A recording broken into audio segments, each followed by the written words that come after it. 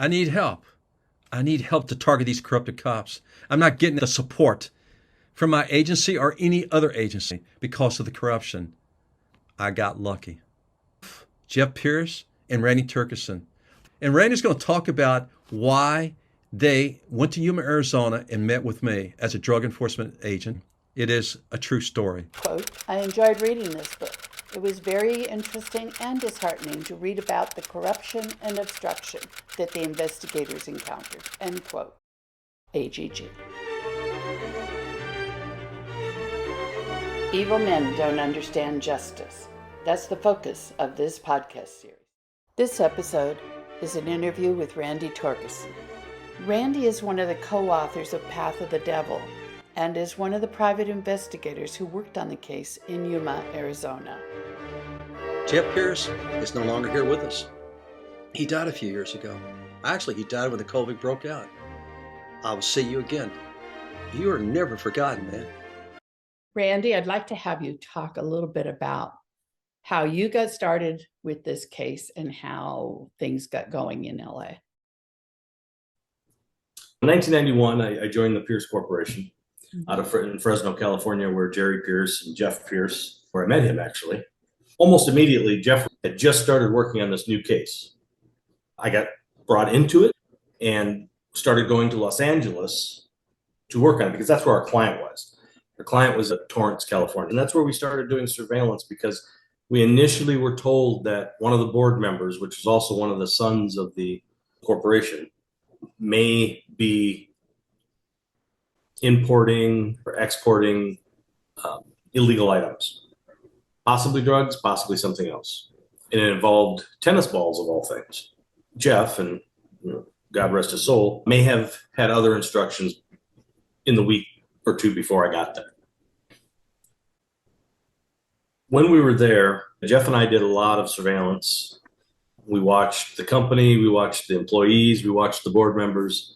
After developing some informants and things, there was a lot of information that took us to Yuma because that corporation had what's called a maquiladora down in Mexico, an American business that's in Mexico. At the beginning, we both went down there, and after I came back to Los Angeles, Jeff continued to work there, so we split our timing. And we had a few other investigators that worked for our company. Jeff and I were ones that were there the whole time. So Jeff basically went to Yuma and started working up his informants on that side. I started working up the informants more on the Los Angeles side. And through information through the company, we learned that some of the law enforcement, DEA, wanted to go after a lot of the trucks that our client had because they were big enough to have their own trucking company. The request was, well, if the company would cooperate and work with the DEA, the FBI, whoever, they would stop our trucks, but they wouldn't confiscate them. Part of our job then was to liaison with the DEA, which turned out to be Larry Hardin. Mostly we were just developing informants, obviously to get information to help the DEA. I mean, that was the bottom line to it. And coming to some realizations this many years later, how they tried to stop the case. They tried to stop it with so many people, but not come directly to Larry. But if they could get other people around him to shut him out, that was in their mind their way to shut the case down.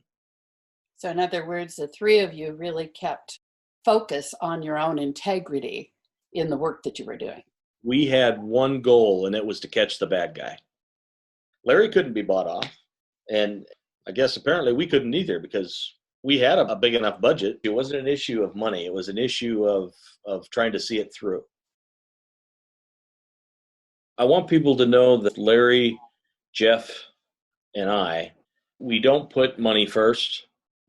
Our integrity is what's important to us. But here's the problem, and it was a problem that I just had a tough time dealing with, and that was the corruption at the port of entries. Even the private investigators told me, said, Larry, be careful. There's too much corruption at that port of entry and that location there with the San Luis, Arizona PD. You can't do it by yourself. Well, you know what? I have to do it by myself. And what is happening today? It's like it's all over again. It's just incredible, but it's even worse what's going on. And I'm not going to be able to stop this if we can't stop the corruption within America. And that was my problem, is trusting. And so I developed that relationship with those PIs. I trust the private investigators more than I trust a lot of guys I was working with in that community. I will continue to explain that throughout the podcast. I will talk about it in the book, Path of the Devil. This is the end of this episode of Evil Men Don't Understand Justice. We hope you will join us again next week for more true stories from Larry and Randy. You may also enjoy Larry's other books, Fighting My Greatest Enemy, Myself, Home is Never the Same, and Life's a Journey Between Heaven and Hell. These books can be found at pathofthedevil.com or larryrayharden.com. Thanks for watching. If you like what you saw, click like and subscribe below. And if you're enjoying the stories in these podcasts, click the link below in the description box to get more details.